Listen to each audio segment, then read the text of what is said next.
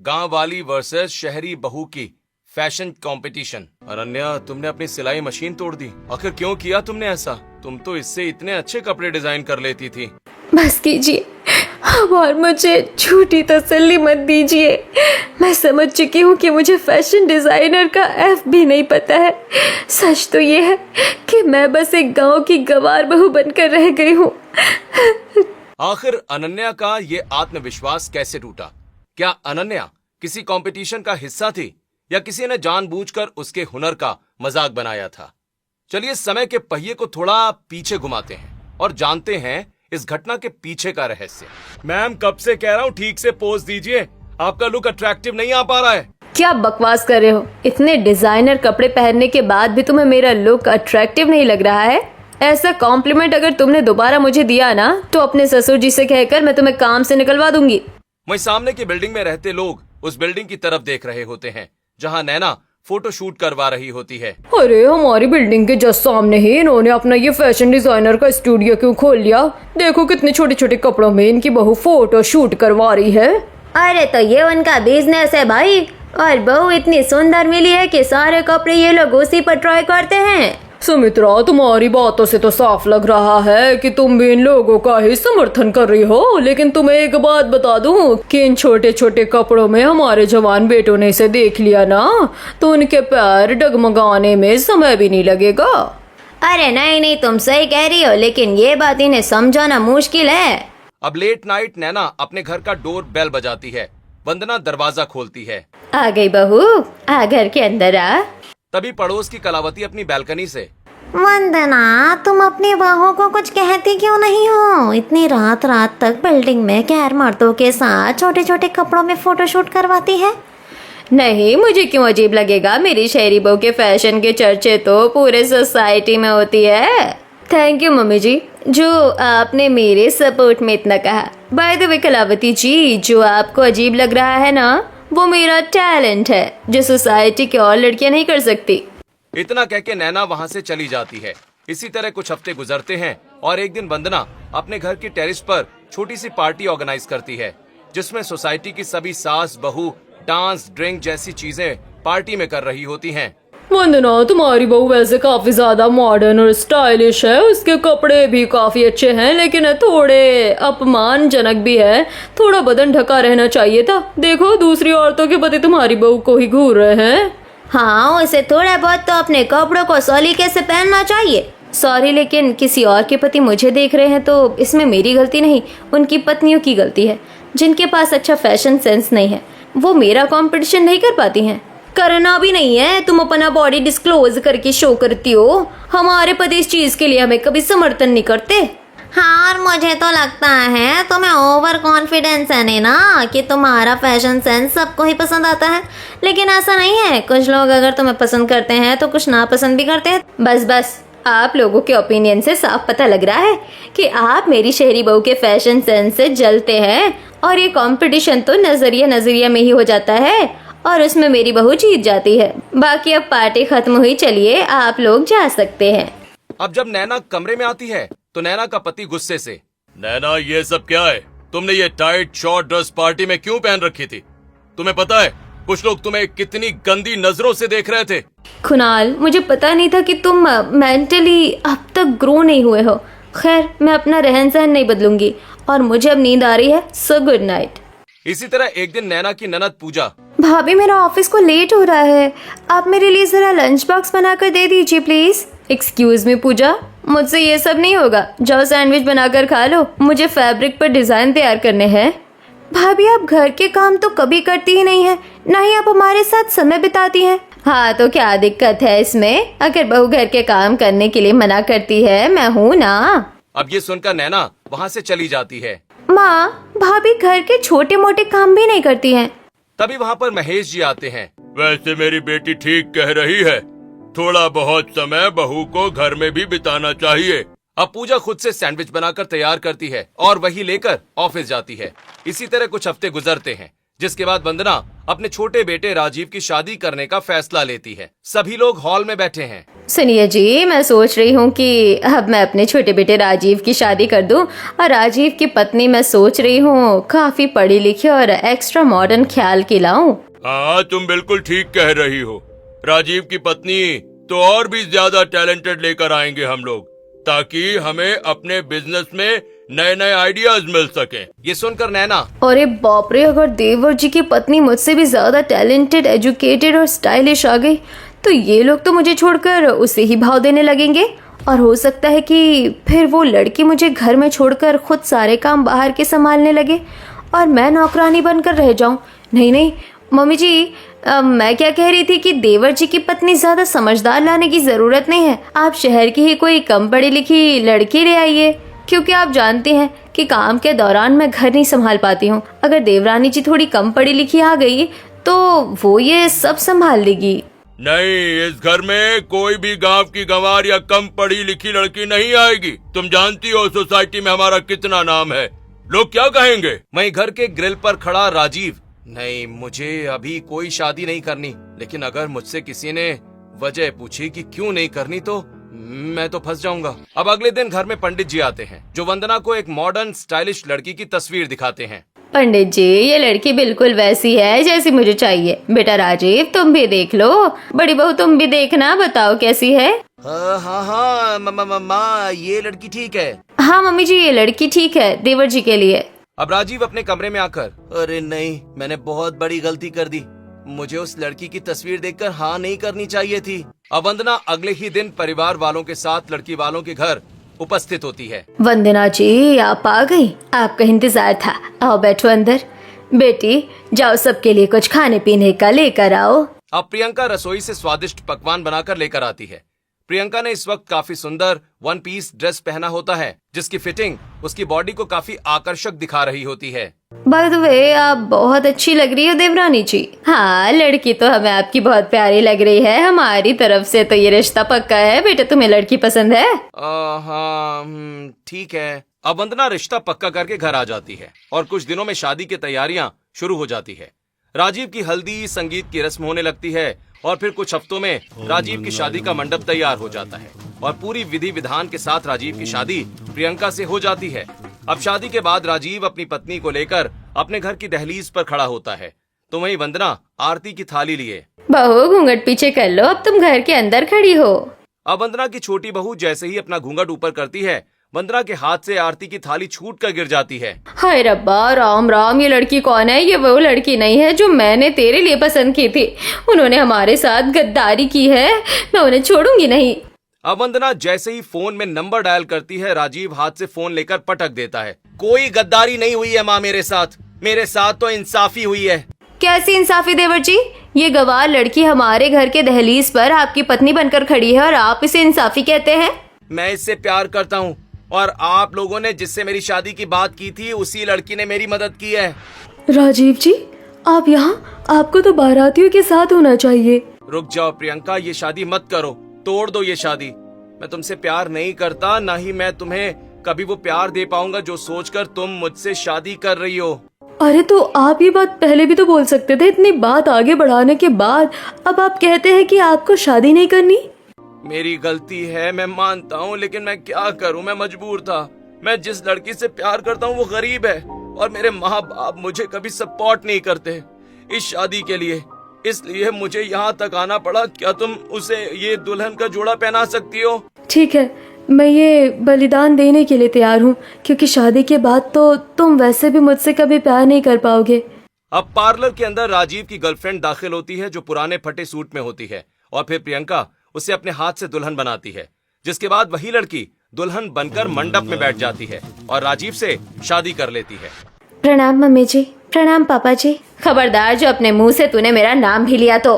रहने दो वंदना, अब जब बेटे ने शादी कर ही ली है तो हम कुछ नहीं कर सकते। हाँ मम्मी, और भाभी इतनी भी बुरी नहीं है। देखो कितनी इनोसेंट लग रही है और काफी घबराई हुई है। हाँ, ये गांव से है ना, इसे शहर का कुछ भी पता नहीं है। देवर जी, अब आपको मैं कैसे बताऊं कि जाने अनजाने में आपने मेरी बहुत बड़ी मदद कर दी। अब मैं इस गांव की गवार लड़की को हमेशा घर के काम में लगा कर रखूंगी और खुद बाहर रहूंगी। अब पूजा अपनी भाभी को कमरे में लेकर जाती है और अनन्या अपने पति के साथ आराम करती है। अगले दिन सुबह अनन्या नहा धोकर घर में झाड़ू लगा रही होती है कि इतने में उसकी शहरी जेठानी प्योर मिरर वर्क में बने स्टाइलिश गाउन में आती है, जिसे देखकर गांव की बहू की आंखें फटी की फटी रह जाती हैं और वो अपने हाथों से अपनी जेठानी के कपड़ों को छूने लगती है। जेठानी जी, ये क्या पहना है आपने? इसके अंदर तो शीशे लगे हैं और ये कितने ज्यादा चमक रहे हैं। वहीं शहरी बहू अपनी देवरानी को इतनी तेजी से धक्का मारती है कि उसका सिर जमीन पर जाकर लगता है और उसके सिर से खून आने लगता है। जेठानी जी, ये क्या किया आपने? अरे क्या हुआ, सब ठीक तो है बहू? मम्मी जी, ये मेरे स्टाइलिश महंगे कपड़ों को झाड़ू वाले हाथ से छू रही थी, इसलिए मैंने इसे धक्का मारा। इस गांव की गरीब लड़की को क्या ही पता होगा महंगे कपड़ों का। अच्छा हुआ तूने इसे एक झटके में धूल चटवा दी, इससे इसको अपनी औकात तो दिख ही गई होगी। अब राजीव अपनी पत्नी को उठाते हुए, बस कीजिए आप लोग, मेरी पत्नी इस घर की बहू है और इस घर में जितना हक मेरा है उससे कहीं ज्यादा हक मेरी पत्नी का है, समझ आई बात? अब नैना ये सब सुनकर इतराती हुई वहां से चली जाती है, जैसे मानो कि उसे किसी बात से कोई फर्क ही ना पड़ रहा हो। वहीं गांव की बहू रसोई में जाकर सबके लिए खाना बनाती है और कुछ देर के बाद सारा खाना लाकर डाइनिंग टेबल पर रखती है। उसके बाद सभी खाना खाते हैं। अरे भाभी, आपने हमारे लिए खाना बनाया है? इस खाने से तो बहुत अच्छी खुशबू आ रही है। हाँ भाई, खाने से तो बहुत अच्छी खुशबू आ रही है और आज तक हमारे घर में कभी किसी ने इतना अच्छा खाना नहीं बनाया, सब बाहर से ही खाते हैं। हाँ, बड़ी भाभी तो कभी खाना नहीं बनाती, हम लोग तो खुद मैगी और पास्ता खाकर ऑफिस जाते थे और कभी कभी मम्मी बनाती थी। हाँ, बात तो सही है। एक मिनट पापा जी, पूजा तुम तो अपनी छोटी भाभी की इतनी तारीफ कर रही हो। अरे वो गांव से है तो वो खाना ही बना सकती है ना, मैं शहर से हूँ और मॉडर्न हूँ। वो खाना अच्छा बना सकती है तो मैं अच्छे कपड़े पहनना जानती हूँ, जिससे हमारा स्टेटस मेंटेन रहता है। वहीं वंदना खाना खाते हुए, हाँ, वैसे मेरी शहरी बहू ने तो कभी इस घर का प्लेट भी उठाकर इधर उधर नहीं किया है, लेकिन ये तो खाना बनाकर खिला रही है मेरे परिवार को। खैर, ये गांव से है तो इतना तो करेगी ही, इस गरीब के पास और कुछ नॉलेज थोड़ी है। अब कुछ हफ्ते के बाद नैना, मम्मी जी, मेरी कुछ फ्रेंड्स आ रही हैं, हम लोग किटी पार्टी करने वाले हैं गार्डन में आज शाम। पापा जी को बोलिए आज मैं उनकी कोई मदद नहीं कर पाऊंगी। कोई बात नहीं, मेरे दोनों बेटे हैं वहाँ। अच्छा सुनो, अगर किटी पार्टी कर रही हो तो अपनी देवरानी को भी शामिल कर लेना। मम्मी जी, ये बात आप कह रही हैं, मुझे तो विश्वास नहीं हो रहा है। आप जानती है ना कि उसके अंदर फैशन सेंस नहीं है, और किटी पार्टी मतलब फैशन कंपटीशन, जहाँ सब तरह तरह की ड्रेस पहन कर आएंगे और वहाँ देवरानी जी की बेइज्जती के सिवा कुछ नहीं होगा। हाँ, पर अब सब जानते हैं कि तुम्हारी देवरानी भी है तो उसे तुम साथ रखो और होने दो उसकी बेइज्जती, ये इसी लायक है। अब नैना अपनी देवरानी के कमरे में आती है। क्या कर रही हो देवरानी जी? जी बस कमरे की सफाई कर रही थी। सिलाई मशीन तो तुम दर्जी भी हो? हाँ, गांव में तो सब दर्जी होते हैं, लेकिन मैं फैशन डिजाइनर हूँ। ओह सॉरी, मैं जिस काम से आई थी वो तो कहा ही नहीं मैंने। आज शाम को रेडी हो जाना किटी पार्टी के लिए। ये किटी पार्टी क्या होता है? इनसे पूछूंगी तो ये तो मुझ पर भड़क ही जाएगी। ठीक है जेठानी जी, मैं तैयार रहूंगी। नैना के कमरे से जाने के बाद अनन्या अलमारी से अपनी एक साड़ी निकालती है। हे भगवान, मेरे पास तो बस एक यही ढंग की साड़ी है और अभी तो मुझे शहर में बाजार कहाँ लगता है पता भी नहीं है। कोई नहीं, मैं यही पहन लूंगी, लोग भाव देखेंगे, कपड़े थोड़ी। अब शाम को किटी पार्टी के वक्त नैना गार्डन में बड़े से टेबल पर अपने सभी सहेलियों के साथ बैठी होती है। उसकी सभी सहेलियां स्टाइलिश ड्रेस में वाइन पी रही होती हैं। नैना, you're looking so gorgeous. Thank you, तुम लोग भी बहुत अच्छे लग रहे हो। बाकी फैशन कंपटीशन में मेरी बराबरी तो कोई कर ही नहीं सकता। Right, your fashion sense is so nice, पर तुम बहुत ज्यादा एक्सपोजिव कपड़े ही पहनती हो, मतलब शरीर इधर उधर से दिखता रहता है। तुम्हें थोड़ा अनकंफर्टेबल नहीं लगता? नो, मुझे बिल्कुल अनकंफर्टेबल नहीं लगता, बिकॉज स्टाइलिश कपड़ों में जब तक आपका शरीर नहीं दिखेगा तब तक आप खूबसूरत नहीं लगोगे। वो सब तो ठीक है, लेकिन तुम्हारी देवरानी वो कहाँ है? तुम कह रहे थे वो भी शामिल होगी पार्टी में। शिप्रा इतना कहती है कि तभी नैना की गांव की देवरानी लाल कलर की मोतियों से भरी भारी साड़ी और गहरा मेकअप करके वहां आकर खड़ी हो जाती है, जिसे देखकर सभी तेज तेज एक साथ हंसने लगते हैं। नैना, ये तुम्हारी देवरानी है? Oh my God, her dressing sense is so funny. ऐसा लग रहा है कि अभी किसी मंडप पर बैठकर किसी लड़के से शादी करने वाली है। सच में? 1 मिनट, मैं अभी आई। अब शिवानी जानबूझकर वाइन का ग्लास लेकर गांव की अनन्या के पास आती है और उसकी साड़ी पर पूरी वाइन गिरा देती है। नैना भी शिवानी को ये सब करने से नहीं रोकती। अरे ये क्या? आपने तो मेरी पूरी साड़ी गंदी कर दी। Oh really? तुम्हारी ड्रेस गंदी हो गई? पर जिस हिसाब से तुमने ये घटिया साड़ी पहनी है, मुझे तो लगा तुम्हें घटिया गंदे कपड़े पहनने की आदत होगी। देवरानी जी, ये सब क्या है? आपको किटी पार्टी का मतलब नहीं पता है क्या? किटी पार्टी में सब एक दूसरे का फैशन सेंस ही देखते हैं कि कौन कितना ट्रेंडिंग कपड़े फॉलो कर रहा है। ये एक कंपटीशन है जिसमें आपकी बेइज्जती होगी। आप चली जाइए यहाँ से। अब ये सुनकर अनन्या रोती हुई वहाँ से अपने कमरे में आती है। तभी वहाँ राजीव आता है। हाँ, तुम रो क्यों रही हो अनन्या? क्या हुआ? अब अनन्या सारी बातें राजीव को बताती है। देखो अनन्या, तुम मासूम हो, इसलिए तुम्हें शहर की राजनीति समझ नहीं आती। शहर में हर चीज में कंपटीशन होता है। लोग यहाँ किसी से मिलते भी हैं ना, तो उनका पहनावा से लेकर उनके खान पान तक पर नजर रखते हैं और एक दूसरे से अंदर ही अंदर कंपटीशन करते हैं। तुम्हें लगा होगा कि तुम प्यार से किसी से बात करोगी तो तुम्हारा प्यार वाला भाव उन्हें पसंद आएगा, लेकिन ऐसा नहीं है। और रही बात कपड़ों की, तो तुम मुझे फोन करती ना, तो मैं जरूर तुम्हें कपड़े ला कर देता। मुझे लगा आप व्यस्त होंगे, इसलिए मैंने आपको परेशान नहीं किया। और मुझे भी नहीं पता था कि यहाँ बाजार कहाँ लगता है और कहाँ नहीं। खैर कोई बात नहीं, तुम लोगों से मिलना शुरू करो। मैं भी चाहता हूँ कि तुम ज्यादा नहीं लेकिन थोड़ा बहुत परिवर्तन अपने अंदर लाओ। और कल हम मार्केट चलते हैं, मैं तुम्हें सारी मार्केट दिखाऊंगा। अब धीरे धीरे अनन्या शहर की मार्केट, छोटे छोटे बाजार अपने पति के साथ जाकर घूमती है। और फिर एक शाम बाजार से सब्जी लाकर अनन्या सबके लिए खाना बनाती है। सभी लोग खाना खाते हैं। मैं क्या सोच रहा था पापा, कि अब छोटे भाई की पत्नी को भी बिजनेस में थोड़ा बहुत इन्वॉल्व करना चाहिए। तुम्हारा दिमाग खराब हो गया है कुणाल। तुम्हारी पत्नी है ना ये सब करने के लिए, फिर किसी और को इन्वॉल्व करने की क्या जरूरत है? 1 मिनट भाभी, मेरी पत्नी किसी में नहीं आती, वो इस घर की सदस्य है। मैं जब चाहूँ तब अपनी पत्नी को कंपनी में इन्वॉल्व कर सकता हूँ।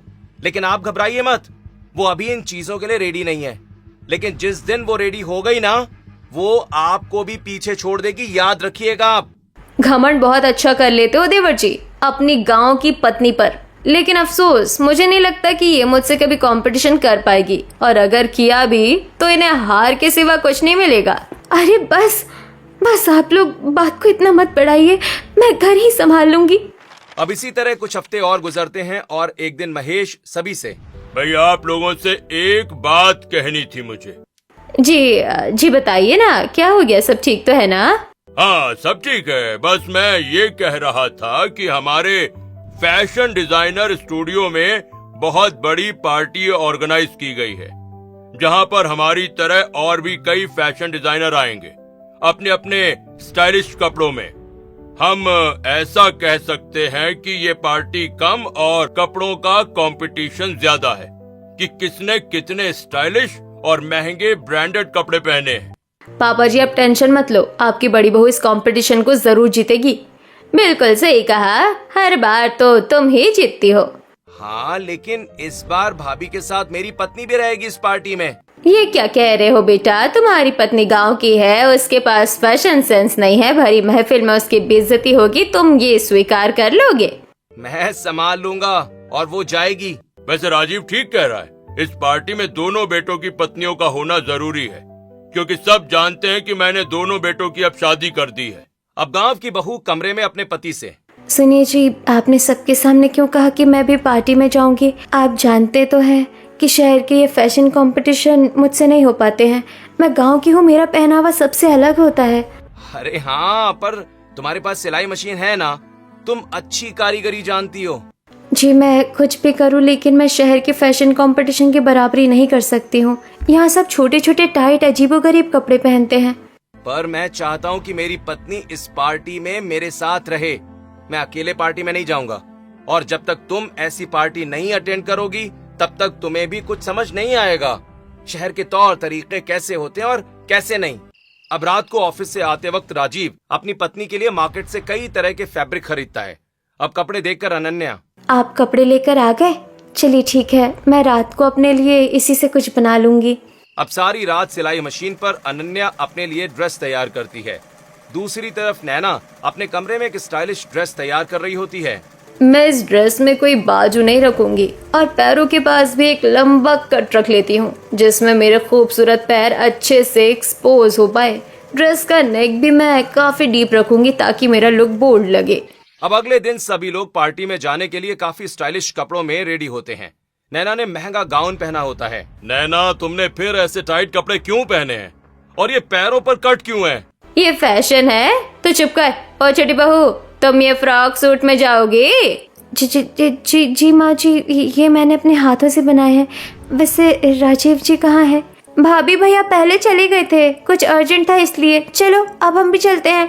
अब सभी पार्टी में शामिल होते हैं। इस पार्टी में सभी हाई फाई फैशन डिजाइनर शामिल होते हैं और कई सारे फोटोग्राफर पार्टी में आए लोगों की तस्वीरें ले रहे होते हैं। तभी एक फोटोग्राफर अनन्या का हाथ पकड़ के, अरे ये लड़की कौन है? इस लड़की को थोड़ा साइड कीजिए। हटिए आप यहाँ से, आप पार्टी की शोभा खराब कर रही हैं, हटिए। अब सिक्योरिटी गार्ड अनन्या का हाथ पकड़कर उसे बाहर दरवाजे पर लाकर खड़ा कर देते हैं। ये देख अनन्या की आंखें नम हो जाती हैं। कौन हो बेटी तुम? है? शहर की तो नहीं लगती। जी मैं गांव से आई हूँ यहाँ। तभी तो इन लोगों ने तुम्हें वहाँ से ऐसे भगा दिया जैसे इंसान दूध से मक्खी निकाल कर फेंकता है। ये शहर है बिटिया, तुम इन शहरी लोगों के कंपटीशन का हिस्सा कभी नहीं बन पाओगी। अब अनन्या नम आंखों से देखती है कि कैसे नैना पार्टी में बड़े बड़े फैशन डिजाइनर हाथ मिला रही है, शराब पी रही है और उनके साथ तस्वीरें ले रही है। बहू, मानना पड़ेगा इस फैशन कंपटीशन में तो सिर्फ सब तुझसे ही मिलने आ रहे हैं। हाँ, हमारे बेटे के पसंद की बहू को तो यहाँ कोई पसंद ही नहीं कर रहा था। उसके पास तो फैशन सेंस ही नहीं है। तभी राजीव वहाँ आकर, बस कीजिए, अगर उसे फैशन सेंस नहीं है तो आप लोग कौन सा उसे कुछ सिखाना चाहते हैं? बेचारी कैसे दूर खड़ी नम आंखों से ये सारी चीजें देख रही है, उसको बुरा लग रहा होगा। मैं उसको लेकर जा रहा हूँ यहाँ से। अब राजीव अपनी पत्नी को लेकर पार्टी से वापस आ जाता है। वहीं अनन्या फूट फूट कर रोने लगती है। राजीव जी, आपके शहर और शहर के लोग बिल्कुल भी अच्छे नहीं हैं। ये लोग बस एक दूसरे से ऊपर उठने के चक्कर में अपनों को भी नीचे दिखा देते हैं। जब मेरी बेइज्जती हुई तो घर के लोगों ने भी मेरा साथ नहीं दिया। गलती मेरी ही है जो मैं तुम्हें लेके गया, लेकिन मुझे लगा था कि तुम अच्छा कुछ सिल लोगी मशीन से। जी मैं छोटे छोटे कपड़े पहनना नहीं जानती जो शहर की लड़कियां पहनती हैं। मैं गांव में सूट सलवार ही पहना करती थी और इन कपड़ों में तो शहर के लोग एक दूसरे पर हंसते हैं। चलो आज से मैं तुम्हारी मदद करूंगा तुम्हारी फैशन सेंस सुधारने में। अब राजीव फोन में कई बड़े फैशन डिजाइनर के चैनल को यूट्यूब पर खोलकर अपनी पत्नी को दिखाता है। देखो, आज से तुम्हें हर दिन 2 से 3 घंटे का टाइम निकालकर यूट्यूब पर फैशन इंप्रूवमेंट की वीडियोस देखनी है। ओके, इससे तुम्हें पता चलेगा कि आजकल लोग कैसे कपड़े पहन रहे हैं और उन कपड़ों को तैयार कैसे किया जाता है। ठीक है जी। अब अनन्या घर में झाड़ू खाना कपड़े करने के बाद खाली समय में फोन में वीडियो देखती है। अच्छा देवरानी जी, फैशन सेंस इम्प्रूव करने के लिए यूट्यूब पर वीडियो देखी जा रही है। मम्मी जी देख रही हैं आप? देखने दे, इसके लिए तो काला अक्षर भैंस बराबर है। ये गांव की गवार वीडियो देखकर भी कुछ नहीं कर पाएगी। अब इसी तरह कुछ हफ्ते और गुजरते हैं, जिसके बाद पड़ोस की कलावती कुछ फॉर्म लेकर वंदना के घर आती है। अरे बसंती, तुम यहाँ अचानक? अरे हाँ, मैं ये फॉर्म देने आई हूँ। हमारी सोसाइटी में फिर से फैशन कंपटीशन शुरू होने वाला है। ले, अपनी दोनों बहू का फॉर्म तू भी भर दे, इनाम बहुत मिलेगा। नहीं, मैं एक ही बहू का भरूंगी, अपनी शहरी बहू का। हाँ मम्मी जी, देवरानी जी तो इंसल्ट ही करवा देती। अरे ऐसा मत करो, लोग तुम्हें ही गलत समझेंगे वंदना। सब कहेंगे तुम भेदभाव करती हो दोनों बहू में, और हारना जीतना तो किस्मत की बात है। ठीक है, भर दो दोनों बहू का फॉर्म। अब ये बात वंदना अपने गांव की बहू को भी बताती है। ठीक है माँ जी, मैं भी इस प्रतियोगिता में भाग लूंगी। प्रतियोगिता शुद्ध हिंदी, अच्छा है। खैर कुछ अच्छा ही पहनना ताकि फैशन कंपटीशन में तुम्हारी बेइज्जती ना हो। अब रात को अनन्या कंपटीशन के लिए बाजार जाकर सिल्क का कपड़ा खरीदती है और पूरी रात जाकर अपने लिए सुंदर साड़ी सिलती है। वहीं नैना अपने लिए शॉर्ट गाउन रेडी कर रही होती है। देवरानी जी के लिए बुरा लग रहा है, बेचारी को फिर से बदनामी का पात्र बनना पड़ेगा। अब 2 दिन बाद सोसाइटी के फैशन कंपटीशन में सभी बहुएं स्टाइलिश कपड़ों में कैटवॉक करती हैं। अरे वंदना, तुम्हारे गांव की बहू कैसे कपड़ों में आ गई है? ये कौन है अजीब सी साड़ी में? यहाँ खड़ी, इनको साइड कीजिए प्लीज। हाँ, ये। अब महिला पुलिस अनन्या का हाथ पकड़ के स्टेज से उतार देती है। वंदना, फैशन कंपटीशन में तेरी गांव की बहू तो लग रहा है हार जाएगी। अरे बताओ कैसे बेचारी गांव की बहू को सब टॉर्चर कर रहे हैं, साड़ी इतनी तो अच्छी है इसकी। अरे तुम्हें पता नहीं है, शहर में पैसे वाले लोगों का ही बोलबाला होता है। बेचारी सलीके से कपड़े पहन रखी है, इसलिए बेइज्जती हो रही है। वही जो अपना शरीर दिखा रहा है वो कंपटीशन जीत रहा है। अब जज नैना को 1 लाख रुपए का इनाम देते हैं। घर आकर नैना, माँ जी देखिए, मैं फिर जीत गई। ओह सॉरी, आप तो हार गई देवरानी जी। अब रोती हुई अनन्या अपने कमरे में जाती है और सभी कच्चे कपड़ों में आग लगाने लगती है। अरे अरे रुको, ये क्या कर रही हो अनन्या? बस बहुत हो गया, मैं समझ गई हूँ कि मैं इस शहरी समाज से कभी नहीं जीत पाऊंगी। फैशन कंपटीशन में आज भी मुझे हार के सिवा कुछ नहीं मिला। अच्छा शांत हो जाओ, शांत हो जाओ, मैं हूं ना तुम्हारे साथ। अब इसी तरह 1 महीना निकल जाता है। अनन्या सिलाई मशीन की तरफ देखती तक नहीं है। तभी एक दिन महेश, भाई सब लोग कहाँ हैं? हाँ, सब यहाँ उपस्थित हो जाओ जल्दी से। अब घर के सभी सदस्य हॉल में इकट्ठा हो जाते हैं। क्या हुआ जी, सब ठीक तो है ना? देखो घबराओ मत, खुशी की बात है, हमारा फैशन डिजाइनर का काम बहुत ज्यादा प्रॉफिट कर रहा है। बड़े बड़े डिजाइनरों का कहना है कि मैं मैगजीन छपवाऊं और उस पर एक स्टाइलिश मॉडर्न लड़की की तस्वीर फ्रंट पेज पर लगाऊं, ताकि लोग उस मॉडल को देखकर हमारा फैशन डिजाइनर फॉलो करें। पापा जी, मॉडल की क्या जरूरत है? मैं हूँ ना, मैं बनूंगी मैगनीज के फ्रंट पेज की हीरोइन। सिर्फ आप ही क्यों, मेरी पत्नी भी बन सकती है। ये सुनकर अनन्या बहुत ज्यादा डर जाती है। तेरी पत्नी कर भी पाएगी फैशन कंपटीशन फॉलो, वहाँ भी इसकी बेइज्जती ही होगी। कोई बात नहीं, लेकिन मेरी पत्नी भी फोटोशूट करवाएगी। देखो मुझे कोई आपत्ति नहीं, दोनों बहू अच्छे कपड़े डिजाइन करो, पहनो, कैट वॉक पर फोकस करो, क्योंकि वहाँ पर तुम्हारी हर एंगल से तस्वीर ली जाएगी। इतना कहकर महेश वहाँ से चला जाता है। वंदना भी अपने गांव की बहू को देखकर दांत पीसती हुई वहाँ से चली जाती है। देवर जी देखिए, मैं कहना तो नहीं चाहती, लेकिन फिर भी देवरानी जी को कौन ही मैगजीन के फ्रंट पेज पर आने देगा? उनका तो पहनावा बहुत ही गवारों जैसा है। आपको कुछ कहने की जरूरत नहीं है, मैं देख लूंगा कि मुझे अपनी पत्नी को मैगजीन के फ्रंट पेज पर कैसे लेकर आना है। कमरे में अनन्या, जी आपने मेरे लिए सबसे बगावत क्यों की? आप जानते हैं ना कि मैं गांव की हूँ और शहर के लोगों से कंपटीशन नहीं कर पाऊंगी। करोगी तुम, और इस बार मैं तुम्हारा साथ दूंगा, ओके? अब राजीव खुद अपनी पत्नी को लेकर महंगे फैब्रिक के मॉल में आता है और काफी तरह के फैब्रिक खरीदता है। फिर घर पर आकर फोन में वो कई सारी डिजाइनर ड्रेसेस अपनी पत्नी को दिखाता है। सुनिए, ये कपड़े बहुत ज्यादा टाइट नहीं लग रहे हैं, थोड़ा सा शरीर भी दिखेगा इसमें। कोई बात नहीं, मैगजीन के फ्रंट पेज के लिए तुम्हें ऐसे ही कपड़े पहनने होंगे। और हाँ, तुम्हें हाई हील पहनकर वॉक भी करना पड़ेगा, कैट वॉक। मैं नहीं कर पाऊंगी जी। मैं हूं ना, मैं सिखाऊंगा तुम्हें, और मैं सबको साबित कर दूंगा कि तुम फैशन कंपटीशन जीत सकती हो। अब राजीव अपनी पत्नी को गाइड करता है और अनन्या सिलाई मशीन पर फैब्रिक उसी तरह से डिजाइन करती है। अनन्या, इस ड्रेस में तुम बाजू फ्लेड स्टाइल में दो। जी ठीक है। दूसरी तरफ नैना हाफ ड्रेस रेडी करके पॉपकॉर्न खाते हुए, चलो आधी ड्रेस बन गई, आधी कल बना लूंगी, वैसे भी जीतना तो मुझे ही है। अब 1 से 2.5 दिन के अंदर अनन्या राजीव की मदद से एक सुंदर स्टाइलिश गाउन बनाकर तैयार कर लेती है। अब तीसरे दिन रात को राजीव अनन्या को हाई हील्स में चलना सिखाता है। अनन्या, मैं हूं ना, तुम बस कॉन्फिडेंट के साथ में लेफ्ट राइट पैरों को करती हुई कमर पर हल्की सी लचक लेकर अपने कदमों को बढ़ाओ, ओके? जी ठीक है। दूसरी तरफ नैना भी अपनी ड्रेस रेडी कर लेती है। अब चौथे दिन शहरी और गांव की बहू अपने फैशन डिजाइनर स्टूडियो में आती हैं, जहां मैगजीन के फ्रंट पेज पर आने के लिए गांव और शहरी बहू के बीच फैशन कंपटीशन चल रहा होता है। एक्सक्यूज मी, आप इधर उधर क्या देख रहे हैं? आप मेरी तस्वीर लीजिए, आपके आगे मॉडल खड़ी है। वही फोटोग्राफर नैना को साइड करते हुए कहता है, ओह आप साइड हटिए, आपकी ड्रेस में कोई खास बात नहीं है। हमें तो इनकी ड्रेस, जो एक बेहद खूबसूरत गोल्डन और सिल्वर रंग की मरमेड स्टाइल लॉन्ग ड्रेस जिसमें हैवी सीक्वेंस ग्लिटर वर्क किया है और कंधे पर फूलों का झालरदार ऑफ शोल्डर डिजाइन है ना, ये ज्यादा खूबसूरत लग रहा है। मैगजीन के फ्रंट पेज पर इनकी तस्वीर ज्यादा बेहतरीन लगेगी। अनन्या, खड़ी क्या हो? मैंने तुम्हें पोज देना सिखाया था ना, फोटोग्राफर के आगे पोज दो।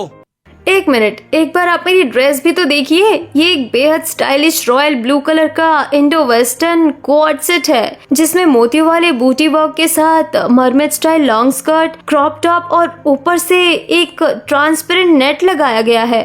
बड़ी बहू शांत रहो। फोटोग्राफर को जो अच्छा लग रहा है उन्हें उनकी तस्वीर लेने दो। ये सुनकर नैना के पैरों तले जमीन खिसक जाती है और अनन्या फुल कॉन्फिडेंस के साथ कैट वॉक करती है और लेफ्ट राइट फ्रंट बैक हर जगह से अपनी तस्वीर खिंचवाती है। सभी लोग क्लैपिंग करते हैं। वाह, आप बहुत खूबसूरत लग रही हैं मैम। देखा अनन्या, मैंने कहा था ना, तुम्हें सब पसंद करेंगे एक दिन। अब एक हफ्ते के बाद घर के अंदर मैगजीन आती है, जिसके फ्रंट पेज पर अनन्या की तस्वीर लगी होती है। अरे बड़ी बहू, मैगजीन के फ्रंट पेज पर गांव की बहू की तस्वीर लगी है।